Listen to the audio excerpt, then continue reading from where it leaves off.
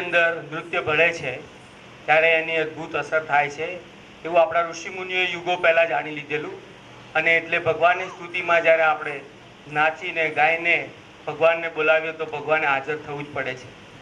અને ભરતનાટ્ય શાસ્ત્રમાં ભરત મુનિએ ગીત, નૃત્ય અને નાટ્ય ત્રણને ભેગા કરીને ભરતનાટ્ય શાસ્ત્ર બનાવ્યું છે. અને એ શાસ્ત્રના આધારે સાધના કરેલા બંને સાધકોએ આપણી સમક્ષ ગણેશનું આવાહન કર્યું. હવે આજે આપણે જે પરિવાર કથા સાંભળવા જઈ રહ્યા છીએ તેઓ શ્રી આદરણીય લાલજી દાદા, એમનો અનેક આયામથી પરિચય આપવો યોગ્ય છે. આપ સર્વે એમનાથી બરોબર જાણકાર છો, તે છતાં મને કહ્યું છે કે એમના વિશે થોડું ઘણું કહો. લાલજી દાદા સૌ પ્રથમ તો રાષ્ટ્રીય સ્વયંસેવક સંઘના એક પ્રચારક તરીકે બહાર નીકળી અને ગુજરાતના પ્રચારક કોટીના ઉચ્ચતમ સ્થાન સુધી પહોંચ્યા. ત્યારબાદ સ્વદેશી જાગરણ મંચમાં એમણે અખિલ ભારતીય સ્વદેશી જાગરણ મંચનું કાર્ય કર્યું. લાલન સરસ્વતી ધામના કાર્ય સાથે તે છતાં સંકળાયેલા રહ્યા અને ગુજરાતની અંદર જ નહીં, પૂરા દેશની અંદર જુદી જુદી જગ્યાએ જઈ અને સીધા પરિવારોની સાથે સંપર્કમાં આવ્યા.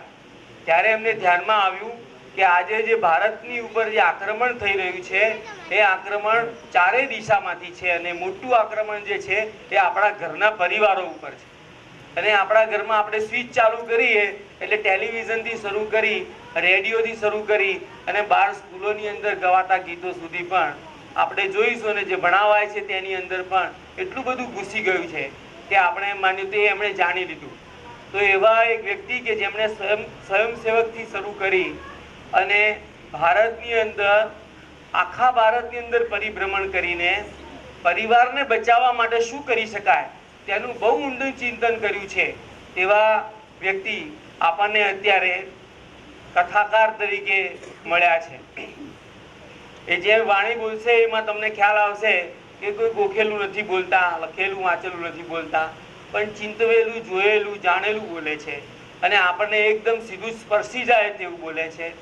વધારે ન બોલતા હું તેમને અને સ્વામી સુધાનંદજીના પ્રતિનિધિ શ્રી પ્રવીણભાઈ, જેઓ પાર્વતી યોગાશ્રમમાંથી આવે છે, તો પાર્વતી યોગાશ્રમના સ્વામી સુધાનંદજીના સેવક પ્રવીણભાઈ અંબા ઘાટાના અને આદરણીય પૂજ્ય લાલજી દાદા બંનેને નમ્ર વિનંતી કરું કે તેઓ રામસ્તુતિ દરમિયાન રામ ભગવાનના ફોટાને ફૂલહાર ચડાવે.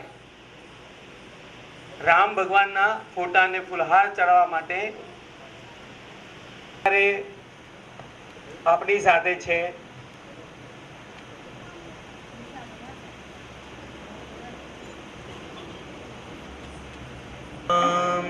ચંદ્ર કૃપાલુ ભજ મન હરણ ભવ ભય દારુણમ નવ કંજલોચન કંજ મુખ કર કંજ પદ કંજારુણમ શ્રી રામ કૃપાલુ ભજ મન હરણ ભવ ભય દારુણમ. વ્યાસપદ પીઠ પર બિરાજમાન આદરણીય લાલજી દાદા અને પોથીને શ્રી ડૉક્ટર મોહનભાઈ પૂજન કરી રહ્યા છે.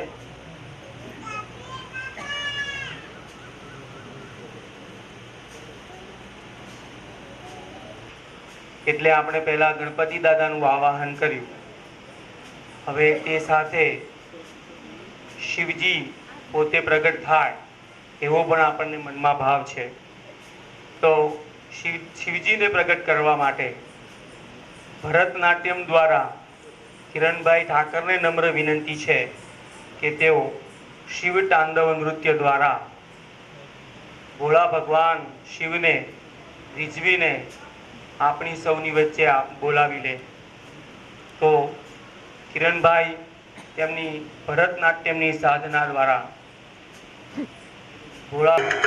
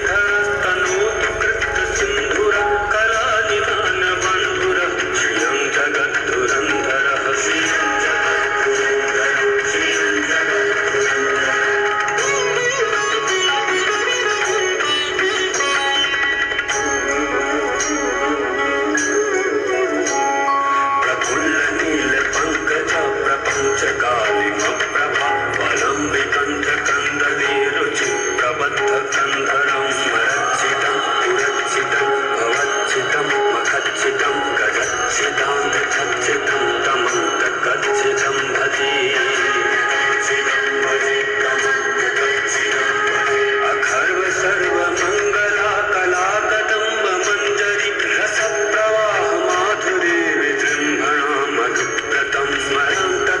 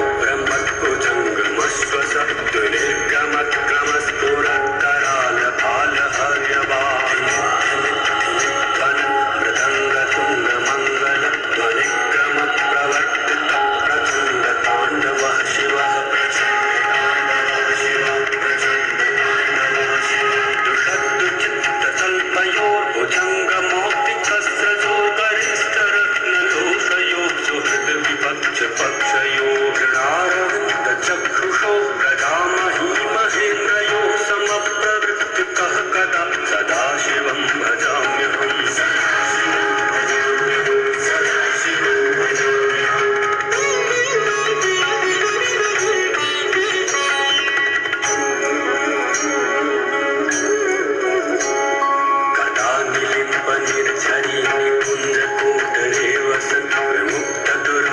सदा शिरस्थमञ्जलि वहन् विलोलोलोचनो ललामहाल लग्न शिवेति मन्त्रमुच्चरन् कदा सुखी भवाम्यहम्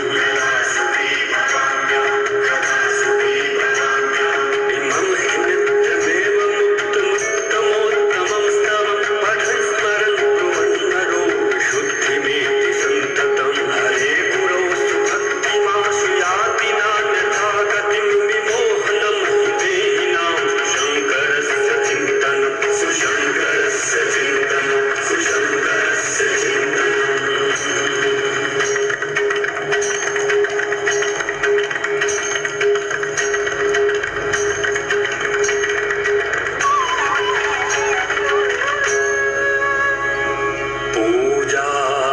पूजावसान समये दशवक्त्रगीतम् यः शम्भुपूजन परम् पठति प्रदोषे तस्य स्थिरा रथगजेन्द्रतुरङ्गयुक्ता लक्ष्मीं सदैव सुमुखीं प्रददाति शम्भुः प्रददाति शम्भुः प्रददाति शम्भुः ॐ नमः शिवाय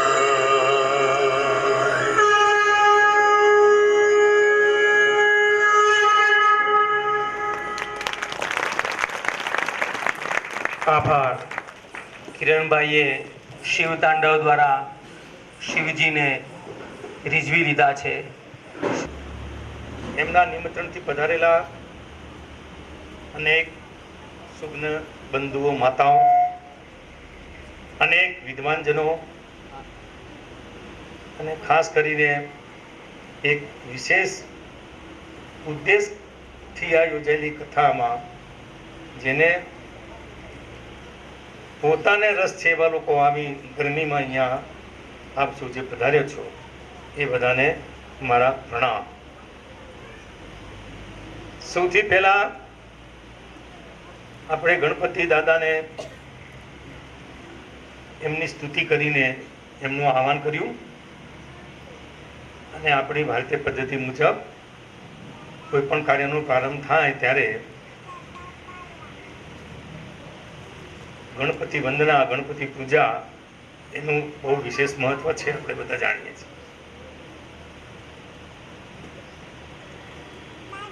પરિવારની વાત છે એટલા માટે રામ પરિવાર અને શિવ પરિવાર એ બંનેની સંકલ્પનાથી આપણે આગળ વધીશું.